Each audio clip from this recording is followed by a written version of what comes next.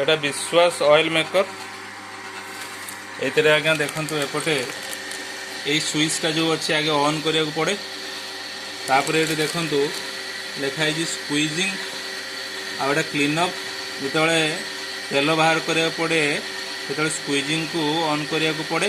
किंतु प्रथमे आगे यहीटा को ऑन कर सारार 10 मिनिट पर हाँ आम किसी मटेरियल दबा जमती कि सोरिष हो कि आपणकर नड़िया तेल नड़िया काटिकी छोट छोट खंड हो ये पकड़ा पड़े। आईटी आज्ञा आप तेल बाहर आप लक्ष्य करूँ तेल बाहर आप ड्रप ड्रप पड़ू देखूँ। आईटी खादटा बाहर देखूँ खादटा बाहर है। आ मुझे वेट मेसीन रखी ये वेट करुच्ची आज्ञा है। केते सोरिष दरकार केते तेल बाहरला केते पेड़िया बाहरला। आईटी पेड़िया बाहर अलरेडी रखी। हाँ ये बकेट रे सोरिष रखाई ओजन करी 3 केजी।